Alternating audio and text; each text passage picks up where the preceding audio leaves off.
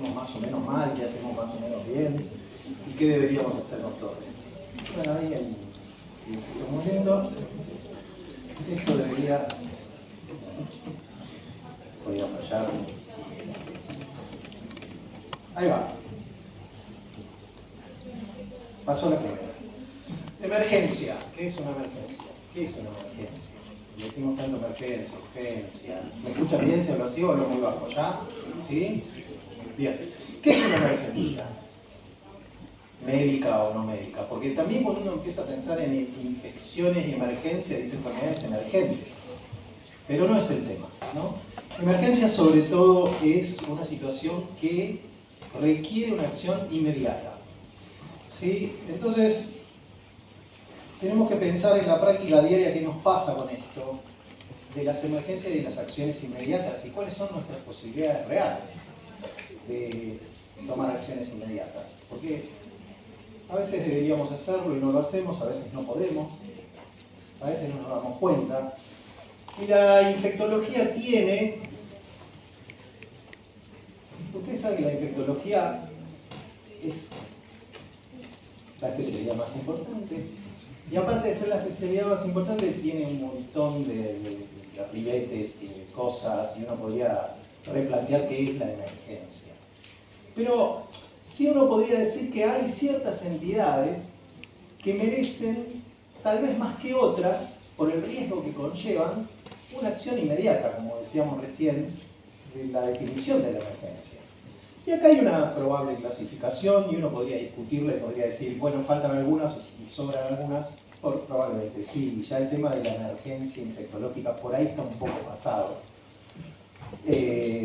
Pero podríamos, hay clasificaciones, me pareció esta sencilla, y es interesante también plantear en clínica quirúrgica, meningitis, meningoencefalitis herpética, sepsis, infecciones en pacientes electromizados, endocarditis, neutropenia, endoftalmia, y las quirúrgicas, que están del otro lado, absceso epidural, endocarditis protésica, infecciones necrotizantes de piel y partes blandas. Ahora, si ustedes tienen ganas, podemos charlar un poco, porque si hablo yo solo medio plomo. ¿Por qué clínico-quirúrgicas? ¿Y por qué clínico?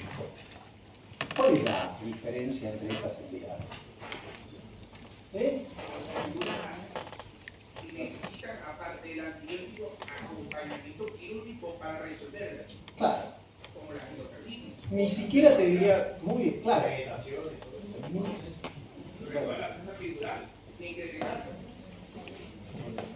No escucho mucho, pero escuché lo que dijeron allá, que claro, la acción que tenemos que tomar, en algunos casos, es quirúrgica. Y no tanto el tratamiento antibiótico, ¿no? Y eso es importante muchas veces desde el punto de vista infectológico. A nosotros nos pasa en la práctica de que ciertas especialidades quirúrgicas, ciertos cirujanos dicen, bueno, esperamos un poco, antibióticos primero. Y muchas veces la emergencia es quirúrgica. Y muchas veces se confunde el tema del tratamiento antibiótico con la cirugía, cuando sabemos que el tratamiento antibiótico solo no nos va a alcanzar. Entonces, por ahí esta definición tiene esa visión que puede ser interesante. Nosotros, si vamos a hablar de todas estas cosas, vamos a estar hasta mañana y no tenemos ni ganas ni tiempo ni para nosotros, y no es el objetivo. Entonces, rápidamente me pareció interesante pensar todas estas entidades y ver cuáles son las emergencias y cómo lo podemos encarar. La meningitis bacteriana, todos la conocemos. Es importante, puse esta diapositiva para pensar que es una emergencia, pero tiene peor pronóstico en pacientes añosos, inmunocomprometidos, en pacientes que tienen convulsiones y en pacientes que tienen alteraciones de conciencia, ¿no? Son las cosas que nos tienen que hacer pensar que estamos ante una situación de peor pronóstico.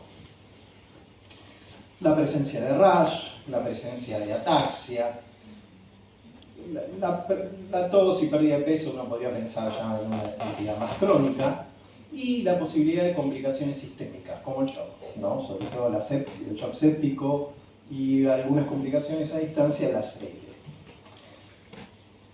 Mal pronóstico, otra vez, edad avanzada, presencia de artritis y sinusitis, que no haya rash, bajo Glasgow, taquicardia, los hemocultivos positivos, eritrosedimentación elevada, trombocitopenia, bajo recuento de leucocitos. Cuando recibimos ya los resultados de laboratorio, por ahí se nos pasó un poco el tiempo, ¿no? Rápidamente todos sabemos que hay que hacer una meningitis. Todos sabemos rápidamente que lo que tenemos que hacer es ver si podemos hacer una punción lumbar. Pero también tenemos que ver si el paciente tiene foco neurológico, tiene edema y podemos hacer esa punción lumbar. Hay mucha discusión sobre cuándo tenemos que contraindicar una punción lumbar o no hacerla ante la sospecha de edema y posible complicación. Es muy discutido, pero en realidad tenemos que tratar, si tenemos sospecha de edema intracraneano, hacer una tomografía, ver si no hay probabilidad de complicaciones y después hacer la punción lumbar. Lo que tenemos que hacer rápidamente, obviamente después de tener la punción lumbar, es medicar al paciente, ¿sí? Claramente esta es una emergencia y no puede esperar. Otra de las cosas, cuando decimos medicar, decimos antibióticos y decimos corticoides. Todo esto lo sabemos, pero es muy importante saber que, como voy a mostrar más adelante, el tiempo de tratamiento de todas las infecciones graves está directamente relacionado con el pronóstico.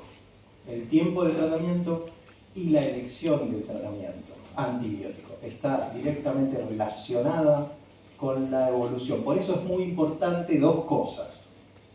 Digamos, me voy a ir por las ramas, pero no importa.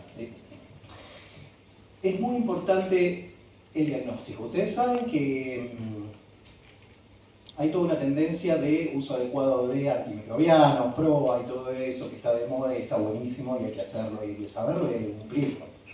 Pero ahora estamos pasando al stewardship en diagnóstico. No es el caso de la meningitis bacteriana, que todos sabemos que hay que hacer una punción lumbar. Y todos tenemos que trabajar en un lugar donde podamos hacer una punción lumbar y tener el resultado ya, ¿no? Pero también todos tenemos que saber qué tratamiento empírico tenemos que poner. Y en este caso estamos hablando de la meningitis bacteriana, y todos sabemos, creo que por ahí hay una diapo donde están los gérmenes más comunes, todos sabemos cuáles son, y todos sabemos cuáles son los antibióticos que hay que usar, y si no lo saben, lo leen. Pero lo importante es poder hacer el diagnóstico rápido. Si yo acabo de decir que tenemos que hacer un TAC para ver si el paciente tiene edema y posibilidad de complicaciones, como vamos a hacer una PL, tenemos que tener la TAC. Porque si no la tenemos, hay lugares de este país, de esta ciudad, y cerca de acá, donde todavía los tratamientos empíricos que se usan son muy generales para cubrir un montón de cosas porque no tenemos la posibilidad de diagnóstico. Entonces es muy importante que tengamos la posibilidad de hacer un diagnóstico rápido y poner un tratamiento efectivo rápido, ¿sí? Y si vamos a poner tratamiento empírico, una de las bases de la antibiótico-terapia en general es conocer la epidemiología. Y la mayoría conocemos la epidemiología de las infecciones de la comunidad. Esto, la meningitis bacteriana, todos sabemos que está el neumococo, el meningococo, la posibilidad de la listeria, todos lo sabemos. Pero todos sabemos cuáles son los gérmenes que tenemos en nuestros lugares de trabajo. Todos sabemos cuando tenemos una infección intrahospitalaria cuáles son los tratamientos empíricos que tenemos que usar, antibióticos. Eso es parte de PROA y eso es parte de tratamiento rápido de las infecciones severas que tenemos que conocer. Hablando de meningitis, entonces claramente lo que tenemos que hacer es actuar, tenemos que hacer una punción lumbar y tenemos que, ante la sospecha del citoquímico con características de infección bacteriana o alguna sospecha clínica, iniciar un tratamiento empírico rápido. ¿Hay algo más que podamos hacer con las infecciones del sistema nervioso central? Después al final tengo otra diapo por ahí. Pero con meningitis bacteriana entonces el tema es claro, sabemos que es una emergencia, sabemos que no podemos esperar, sabemos que tenemos que hacer los cultivos rápidos, sabemos que tenemos que hacer hemocultivos, a todos los pacientes que sospechamos infecciones rápidas tenemos que hemocultivarlos y también cultivar el foco, en este caso la punción. Me parece que mucha vuelta acá no hay, y saber rápidamente cuál es el antibiótico y el corticoide, saben que el tratamiento de la meningitis bacteriana es antibiótico más un corticoide, que probablemente sepan el fundamento, pero el fundamento es que la lisis bacteriana causada por el tratamiento antibiótico lo que causa es más fenómeno inflamatorio, entonces el corticoide previene eso y mejora el pronóstico, ¿sí? Me parece que no hay mucha vuelta con la meningitis bacteriana. Y otra de las emergencias infectológicas e infecciones del sistema nervioso central son las meningoencefalitis. Y esta es una discusión frecuente en la práctica, aunque parezca que no. La meningoencefalitis es un poco más difícil de sospechar. Y uno podría decir, bueno, son pacientes que tienen síntomas neurológicos, alteración del estatus mental, por ahí no signos tan claros como los signos meningios de la meningitis bacteriana, pero tenemos la sospecha clínica, es más difusa, los punzamos, y la meningitis bacteriana y la meningoencefalitis viral se juntan en un momento, ¿no? Son las consultas habituales. ¿Qué tiene el paciente? Puede tener meningitis viral, puede tener meningitis bacteriana. Ustedes saben que las características de los líquidos cefalorraquídeos no son tan relacionadas, ya aprendimos eso con el tiempo, que muchas veces la meningitis bacteriana, sobre todo las severas, muchas veces al principio no tiene reacción inflamatoria, ni siquiera presencia de neutrófilos aumentados en el líquido cefalorraquídeo al principio. Entonces llega ese momento que no sabemos si son bacterianas o virales. Por ahí estamos en la misma situación. Entonces, otra vez, lo que tenemos que hacer es hacer un diagnóstico como corresponde y rápido. ¿Podemos hacer un diagnóstico rápido en las meningoencefalitis virales? La verdad que no. No hay a esta altura un tratamiento, un gram o un directo como deberíamos tener todos los que trabajamos y hacemos funciones lumbares. Un gram y un directo. Para virus eso no hay. Hay que hacer PCR y la PCR lleva tiempo, pero lo tenemos que sospechar. Ahora hay una consulta que es habitual y que uno dice, tantos años y siguen preguntando lo mismo, todos seguimos preguntando lo mismo y pensando lo mismo. ¿Cuál es la meningoencefalitis viral en la que podemos actuar? En la que si viene un juez y nos dice, señor, ¿usted sospechó meningoencefalitis viral y no hizo nada? Y se murió el paciente. Herpética, ¿por qué? Porque el virus herpes es el único virus, a priori, uno puede hilar más fino, pero es el único virus que da una entidad de este tipo que es tratable. Por lo tanto, esta emergencia lo que requiere es un tratamiento rápido con un antiviral, que es la ciclovir, que es para la meningoencefalitis herpética. ¿La podemos distinguir rápido? Bueno, hay imágenes que hacen sospechar que un cuadro de meningoencefalitis sea herpética o no, pero tiene una sensibilidad y una especificidad limitada. Lo que tenemos que hacer, diagnóstico y tratamiento. Diagnóstico, pedir la famosa PCR para herpes en líquido cefalorraquídeo, que parece una perogrullada, pero muchas veces nos encontramos con la situación de que no pasa. Entonces, siempre que vamos a tener una situación como esta, de sospecha de meningoencefalitis, tenemos que tener el diagnóstico de la infección viral, herpética en este caso, y el tratamiento. ¿Y por qué? Porque después los pacientes terminan tratados 21 días con aciclovir, sin PCR, ¿no? Entonces, diagnóstico y tratamiento. Diagnóstico rápido y adecuado y tratamiento adecuado. ¿Hay algo más que nosotros podamos usar en el líquido cefalorraquídeo que tenga que ver con saber si lo que tiene el paciente es bacteriano o viral? Bueno, está el tema de los biomarcadores y la protoencitonina, que al doctor le encanta, le gusta mucho, está muy bien, no es malo.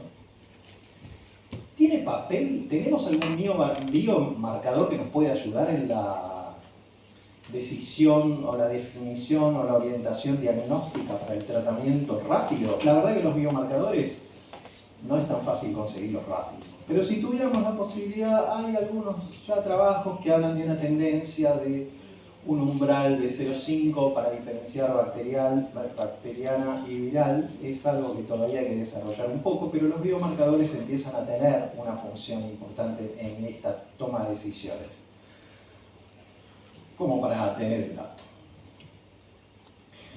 Y la otra entidad a nivel del sistema nervioso central, que es una urgencia o una emergencia, es el absceso epidural. ¿Sí? Ahí tenemos un dibujito muy lindo. Es la infección que ocurre entre el espacio vital entre la dura madre y el cráneo, y tenemos la posibilidad de complicaciones severas y muerte rápido. Por lo tanto, es una urgencia quirúrgica. ¿Sí? Tenemos que aprender a distinguirla rápido y sospecharla rápido en el paciente con fiebre, náuseas.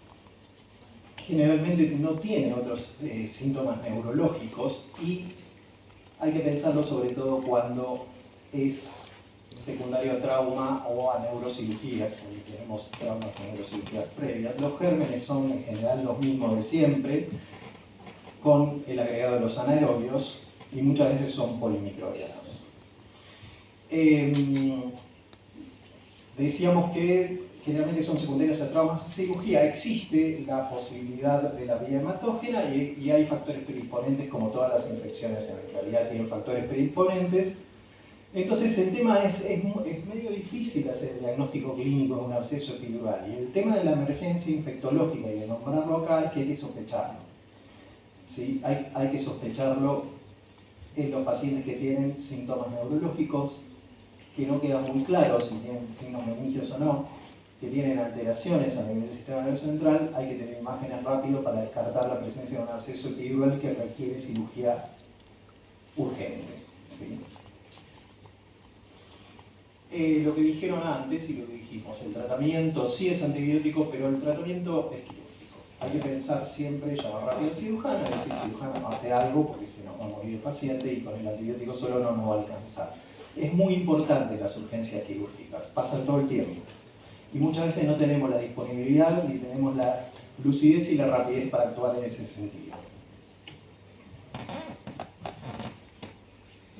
¿Qué pasa con los pacientes asplénicos? Sabemos que los pacientes asplénicos tienen alteraciones inmunitarias, y sabemos que hay aumento de incidencia de infecciones severas en pacientes asplénicos. Doctor, una consulta. Sí. ¿Siempre se drena? Porque hay varias revisiones que dicen que depende del tamaño, se drena o no se drena. Mira, el motivo del drenaje del absceso, ¿cuál te parece que es? ¿Cuál sería? Obviamente quirúrgico siempre.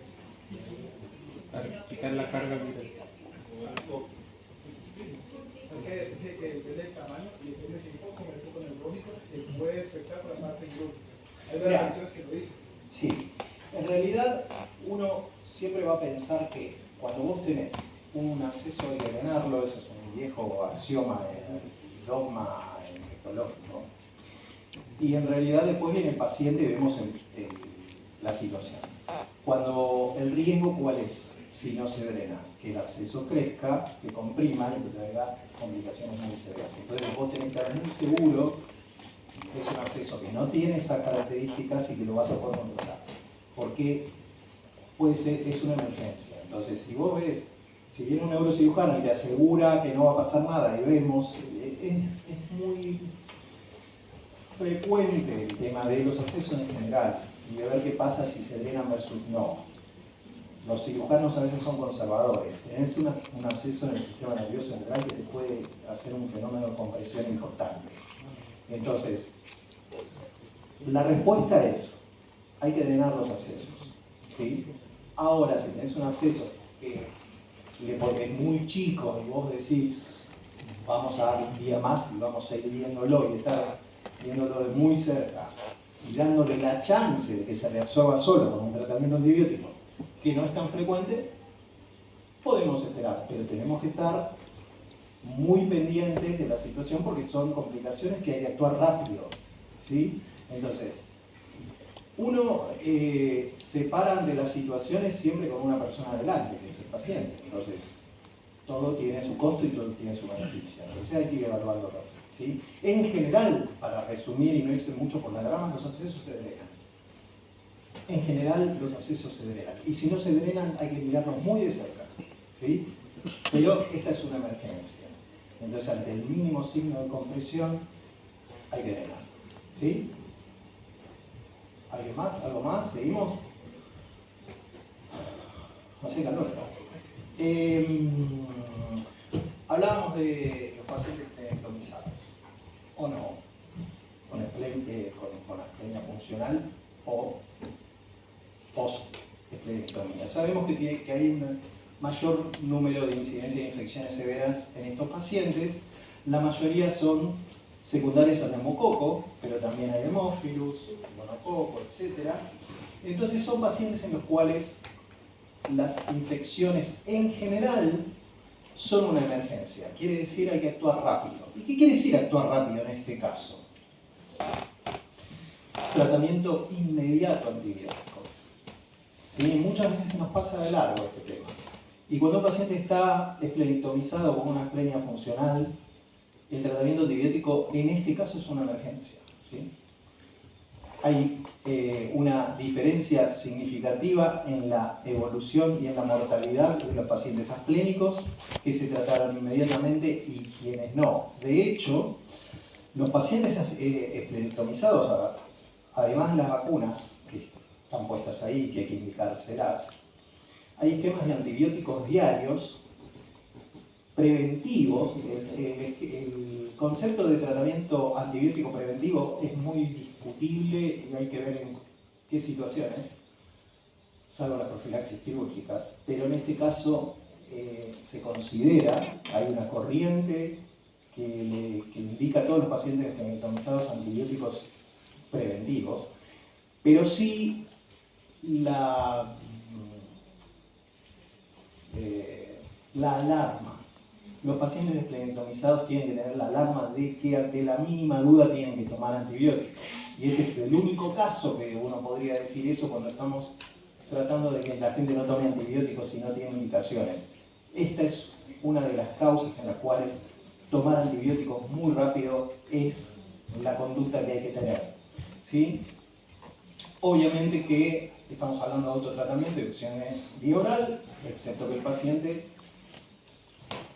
primero hay que saber reconocer cuando el paciente tiene que concurrir rápidamente a la atención, que es cuando tiene fiebre persistente, ¿no? Si tiene un pico febril, toma antibiótico, el segundo pico febril tiene que ir a la guardia, hay que cultivarlo y hay que darle tratamiento endovenoso rápidamente, ¿sí? La otra son los neutropénicos febriles. Seguimos. Todos conocemos, creo que tuvimos neutropénicos febriles, es un tema, son pacientes inmunocomprometidos que tienen alta incidencia de infecciones y alta probabilidad de complicaciones severas y muerte. Por lo tanto, es otro de los casos en los cuales el tratamiento antibiótico es una indicación dentro de las primeras horas del diagnóstico de la fiebre, ¿no? Los pacientes neutropénicos, ustedes saben, la definición, si no la conocen, está ahí, de acuerdo al número de neutrófilos, menos de 500, fiebre más de 2 registros de 38 o 1 de 38,2. Sabemos la definición y el paciente febril en este caso es una emergencia porque sabemos que se puede complicar, entonces tenemos que actuar rápido y tenemos que conocer cuáles son los gérmenes que tenemos que tratar rápido, porque obviamente lo que vamos a hacer es tratamiento empírico. Sabemos que las infecciones bacterianas son las más prevalentes, pero también sabemos que no es fácil tener documentación bacteriológica en estos pacientes. Es importante también la clínica, y viene la trampa de decir que los pacientes neutropénicos tienen una clínica diferente, mucho más solapada y a veces inexistente.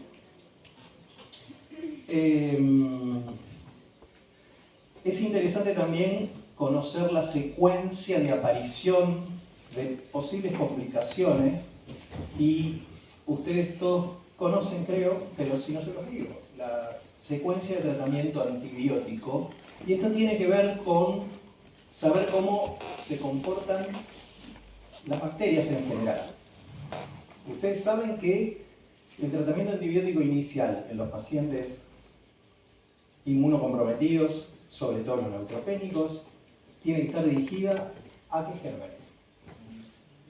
No sé qué lo dice ahí. No se escucha, pero vamos a pensar que sí, es lo que dijeron ustedes, los bacilos negativos.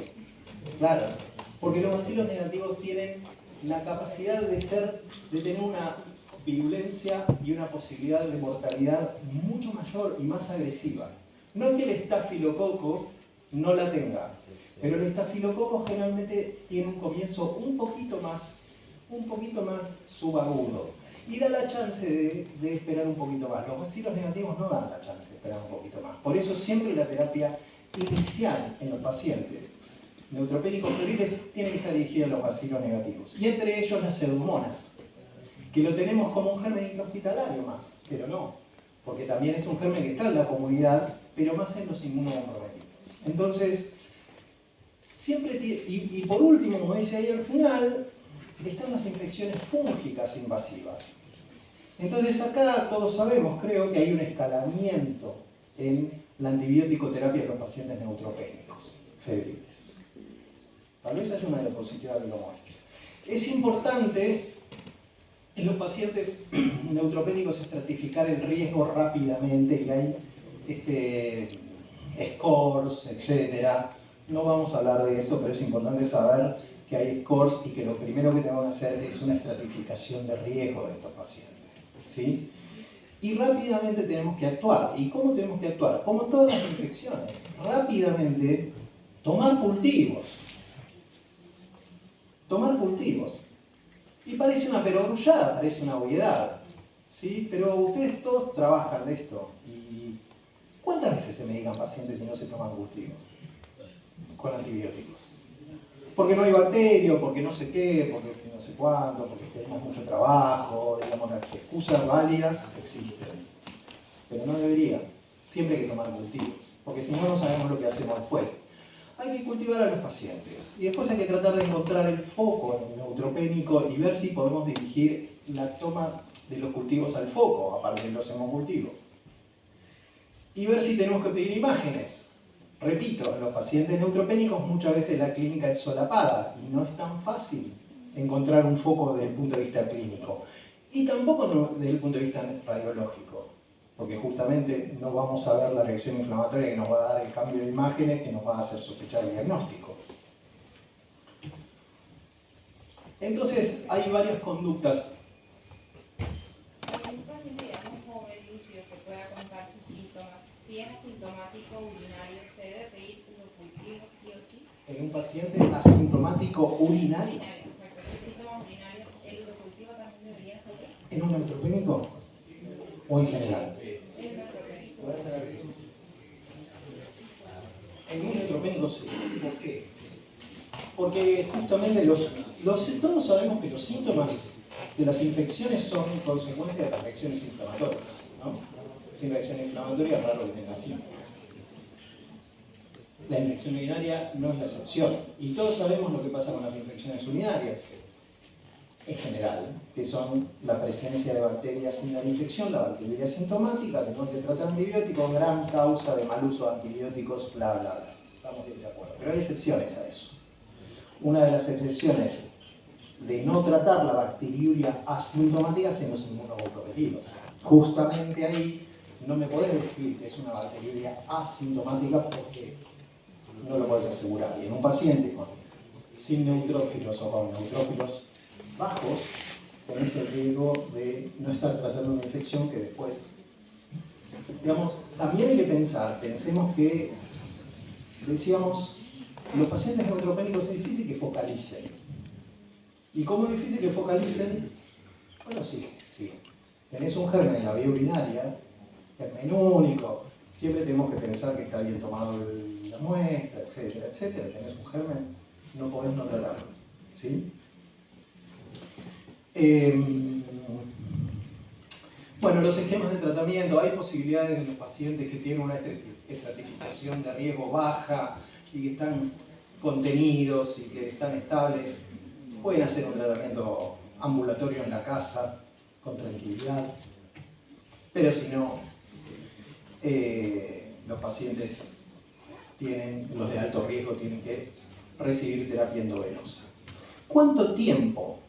¿Y qué? Bueno, ustedes vieron que ahí yo les dije bacilos negativos, pipertazo, cefepime, meropenem, imipenem, bla, bla, bla, bacilos negativos estamos tratando, ¿sí? Hay opciones en las que tenemos que tener en cuenta la sospecha de los cocos positivos y hacer tratamiento empírico inicial? Bueno, sí, cuando hay mayores riesgos de infecciones de estáfilo que lo habitual, que son infecciones de vía central, paciente con shock séptico, documentación o sospecha de estáfilo aureus, colonización previa por estáfilo aureus, quinolonas previas con profilaxis, mucositis severa por aracé. En esos casos está indicado también comenzar con vancomicina, porque son casos en los cuales la probabilidad de que el estafilococo esté es mucho más frecuente. Entonces, en ese caso sí, la terapia empírica inicial tiene que cubrir también, o tratar también los cocos positivos. Y los antifúngicos, ¿cuándo empezamos con los antifúngicos? Decíamos que son infecciones que vienen después, en estos casos, que tardan más días en el desarrollo. Entonces, cuando nosotros tenemos un tratamiento instaurado ya con cobertura de bacilos negativos y cocos positivos, y el paciente sigue febril y sigue neutropénico y no resuelve la situación, entre el cuarto y el séptimo día está indicado empíricamente comenzar con antifúngicos, ¿sí? Siempre y cuando no tengamos cultivos. Cuando nosotros en el neutropénico febril tenemos cultivos positivos, tenemos que dirigir el tratamiento a los aislamientos que tenemos. ¿Cuánto tiempo? Ustedes saben que hay toda una tendencia con respecto al tratamiento antibiótico, el PROA, o sea, el uso responsable de antibióticos. De hecho, ayer se reglamentó la ley de RAM en Argentina, cosa que está bien, está buenísimo. Hay tendencias nuevas sobre duraciones de tratamiento, días de tratamiento y tipos de antibióticos. Y con respecto a neutropenia febril, nosotros estábamos siempre acostumbrados a pensar que teníamos que esperar que se fuera la fiebre, subieran los neutrófilos, etc. Para poder, obviamente sin cultivo, y sin foco claro, porque se tenía que tratar el foco, pero en ese caso podíamos suspender los antibióticos. Ahora la nueva tendencia es no esperar más que levanten los 500 neutrófilos. Hay trabajos que comparan tratamiento empírico y suspensión de tratamiento en pacientes afebriles, 48-72 horas con cultivo negativo, versus eso más esperar que suban los neutrófilos, y no hay diferencia significativa en la evolución y en la mortalidad. Esa es una nueva tendencia que probablemente aparezca en las guías próximamente.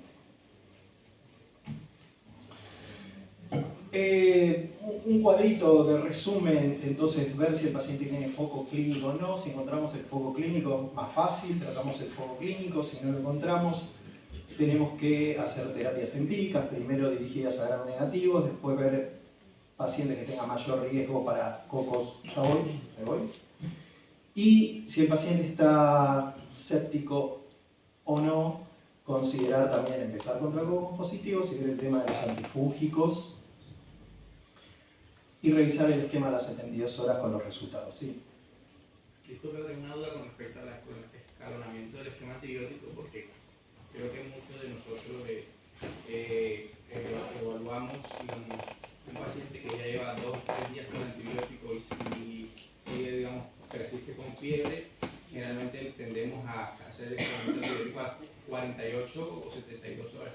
Pero usted me decía ahí que eran 5 días. Tendemos a escalonar el antibiótico a las 48 o 72 horas. ¿Pero escalonar a qué? El espectro antibiótico. Agregar para cocos positivos. No entendí. Por ejemplo, tengo un paciente con una neumonía tratada con pipertazo y a las 72 horas me persiste con fiebre. Lo que tendemos mucho es a colocarle el neopeno. Por ejemplo.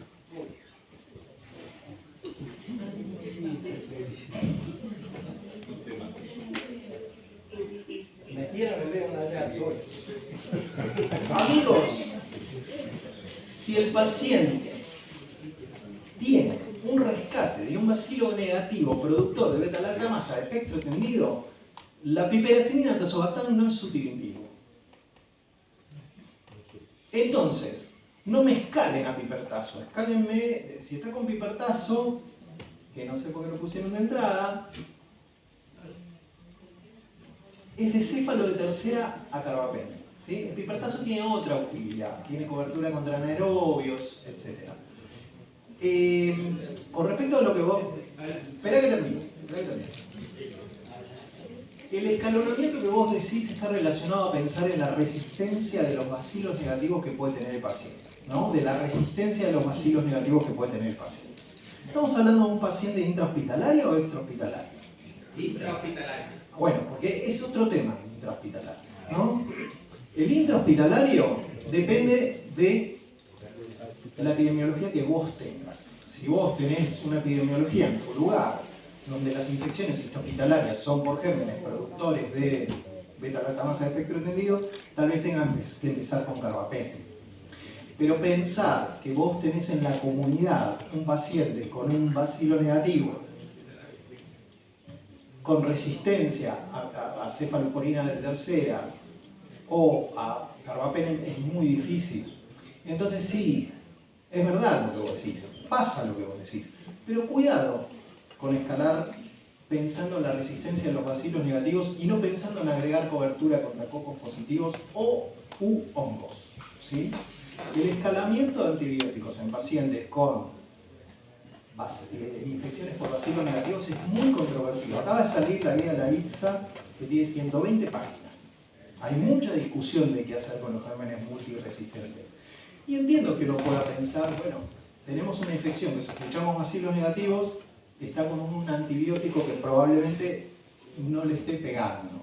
Hay que tener, digamos, habría que pensar realmente si nosotros pensamos que tenemos una infección por un bacilo negativo que está subtratado, si no me apareció en el cultivo, habría que pensar muchas cosas. En realidad, el esquema es este. Bacilos negativos, cocos positivos y hongos, ¿sí?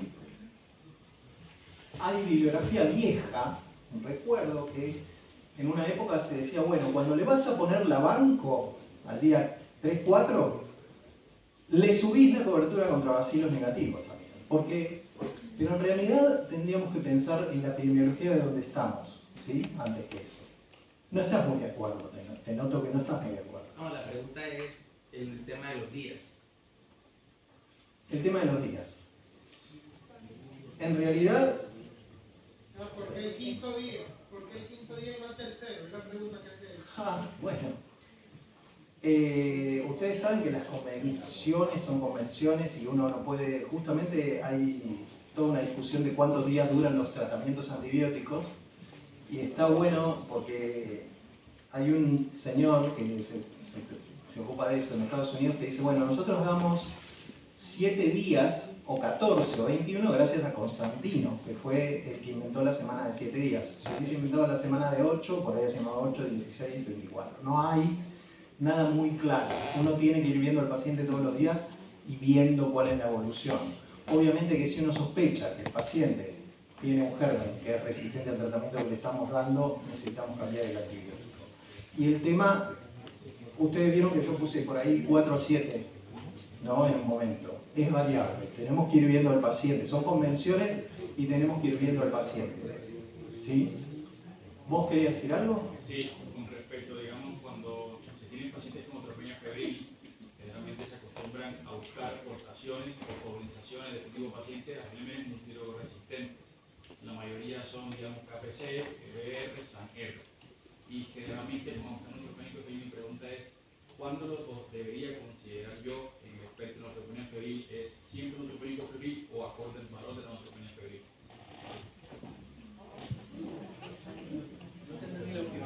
La última parte es, de acuerdo al valor de neutrófilos, Claro. si hay algún valor de neutrófilos menos de 500 que estratifique con posibilidad de infección. No, menos de 500 el riesgo de infección está.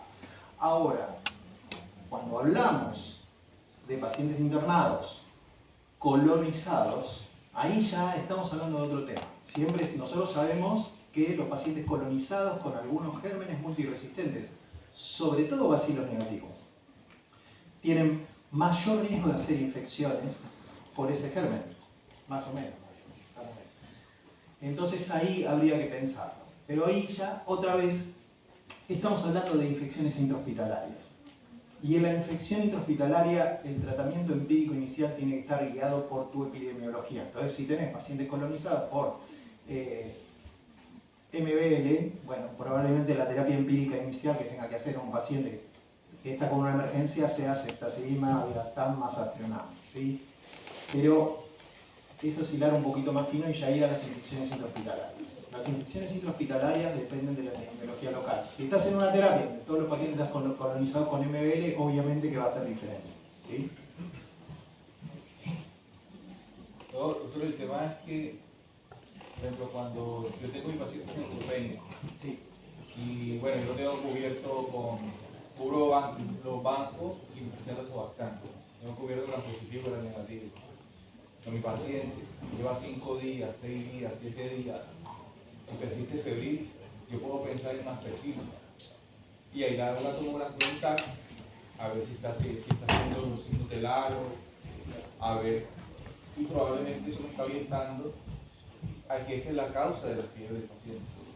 Y el foco no es bacteriano, probablemente es fúngico.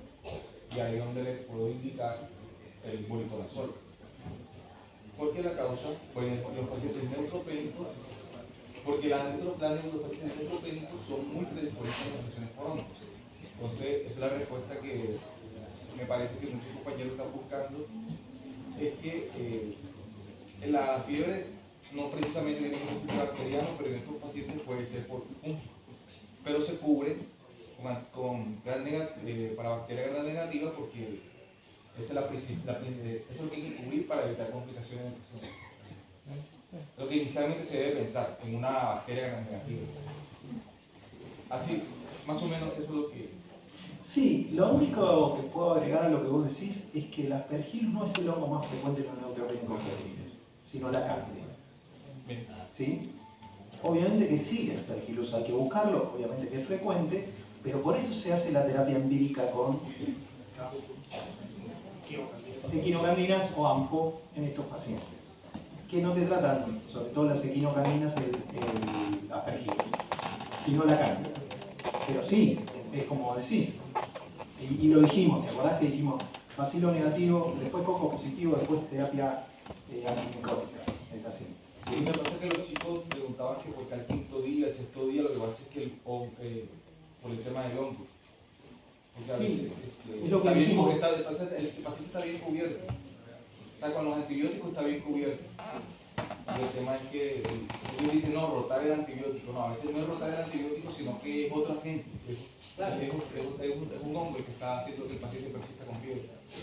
Eso es lo que yo... Eso es lo que vos entiendo la pregunta de ellos. Entiendo, sí, es verdad, lo habíamos dicho. Lo que pasa que también es verdad ese pensamiento de los colegas. Que pasa muchas veces que uno dice, bueno, tengo un paciente con pipertazo, sigue con fiebre, está neutropénico, no tengo cultivos positivos, le puse banco, sigue con fiebre, le puse campofungina, sigue con fiebre, no tengo cultivos. ¿No será que tiene un bacilo negativo multiresistente? Exacto, y en vez de buscar un hongo, lo que están buscando es otra bacteria. Que no está mal, pero no hay que olvidarse de este escalonamiento. Y si ya empezamos a hablar de pacientes internados es diferente, por eso es lo que yo les decía a ellos. Obviamente un paciente internado, sobre todo en una terapia, ¿no? Donde hay tantos gérmenes multiresistentes en todos lados, bueno, por supuesto que hay que pensarlo, ¿sí? Pero ya cambia el encare del paciente. Siempre cuando encaramos un paciente intrahospitalario o extrahospitalario es diferente, porque generalmente la epidemiología de la comunidad la conocemos bastante bien, en cambio la hospitalaria tal vez un poco menos. Entonces, si tenés un internado que se te pone neutropénico y te empieza a hacer fiebre y estaba hace 2 semanas internado, bueno, ahí tenés que pensar diferente, como todas las infecciones hospitalarias. Pero siempre primero bacilo negativo, coco positivo y hongo por su tiempo de evolución y por su virulencia o posibilidad de fenómenos severos. ¿Sí? ¿Sí? Seguimos. No sé ya dónde estaba. Bueno, esto es lo mismo. Esto para parar un poco. rápidamente seguimos con las emergencias de endocarditis. Todos sabemos lo que son las endocarditis, no nos vamos a meter en las endocarditis, solamente quiero decir una cosa. Sabemos que tenemos que hacer el diagnóstico de endocarditis rápidamente. La clínica en la endocarditis, ustedes saben que es muy importante, los criterios de Duke, ¿no? Todos lo sabemos. Pero es muy importante los hemocultivos y los hemocultivos rápido y 3. Acá sabemos que 3 es más que 2 y con 3 hemocultivos tenemos una sensibilidad del 90%. Y si esos cultivos dan negativos y tenemos una alta sospecha de endocarditis, se repiten a las 24 horas. ¿Sí? Siempre teniendo en cuenta el grupo ASEC. ¿Se acuerdan del grupo ASEC? Los gérmenes fastidiosos. Entonces siempre tenemos que tener en cuenta que en las endocarditis los hemocultivos pueden tardar varios días en aparecer. ¿Sí? ¿Es una urgencia el diagnóstico? Antes de ir ahí, el diagnóstico y tener la disponibilidad en nuestros lugares de hacer diagnóstico como corresponde, como un ecocardio como corresponde, recordando que el eco transtorácico tiene una sensibilidad de un poquito más del 60% y el transesofágico de más del 90%. Entonces, tendríamos que tener la posibilidad de hacer un transesofágico rápidamente para hacer un diagnóstico como corresponde. ¿Sí? No es fácil. Y la endocarditis, que es una emergencia en la que el paciente está séptico o con un cuadro severo. En esos pacientes está indicado empezar el tratamiento lo antes posible después de la toma de cultivos. En todos los demás casos podemos esperar. Siempre, para ir para el otro lado, una de las consultas frecuentes que nosotros tenemos en todos lados, en todos los lugares, es la fiebre, ¿no? El paciente tuvo fiebre. Y en las guardias, y a la noche le pusieron antibióticos porque tuvo fiebre. Tenemos que aprender a esperar, y tenemos que aprender a saber cuáles son las emergencias en las que no podemos esperar y cuáles son las entidades en las que la fiebre se baja con un antitérmico y podemos esperar los resultados de los cultivos y podemos dar la chance de hacer un tratamiento dirigido como corresponde. En el caso de la endocarditis, el paciente séptico, obviamente, o la sospecha de una endocarditis aguda, ese es el paciente que no podemos esperar y tenemos que hacer tratamiento empírico rápidamente. Y también saber cuáles son las indicaciones quirúrgicas de la endocarditis. La endocarditis puede ser clínica, puede ser clínica quirúrgica. Y ustedes saben que hay endocarditis que necesitan resolución quirúrgica y también es una emergencia la resolución quirúrgica. Otra de las emergencias infectológicas son las infecciones necrotizantes de piel y partes blandas. Y la verdad que podríamos hablar mucho de esto, pero solamente les voy a decir que las infecciones necrotizantes de piel y partes blandas se curan con debridamiento. El debridamiento, el tratamiento antibiótico sin debridamiento no es efectivo, no sirve. Y hay que tener una alta sospecha de este tipo de infecciones. No siempre van a crepitar, pero tenemos que tener es muy importante ver la herida, es una perogrullada, pero a veces no tanto, y ver la evolución y actuar rápidamente. El debridamiento quirúrgico es lo que da resultado favorable, si es que es posible. Nunca el tratamiento antibiótico y nunca retrasar los debridamientos de este tipo de lesiones son conductas adecuadas. Y las posibilidades, los que lo vieron lo saben, las posibilidades de complicaciones muy severas en muy corto plazo son muy reales. Acá están explicadas. Y me parece que la idea no es meternos mucho en esto, solamente explicar esta situación. Siempre las lesiones necrotizantes de piel requieren debridamiento y siempre hay que evaluarlo y hay que hacerlo cuanto antes, si no la evolución no va a ser favorable. Y nos vamos a meter en sepsis y en la última parte. No me voy a meter mucho en sepsis, pero solamente quiero decir algunas cosas. En realidad uno con sepsis puede englobar un montón de cosas. Y los diagnósticos de sepsis, los scores y todas esas cosas que a algunos les gustan mucho, no nos vamos a meter ahí, solamente vamos a decir que la mortalidad de la sepsis está en aumento cada vez más. Esto no iba ahí, pero no importa. Y que dejé sepsis para el final porque ahí quiero resumir un poco todo lo que estábamos diciendo.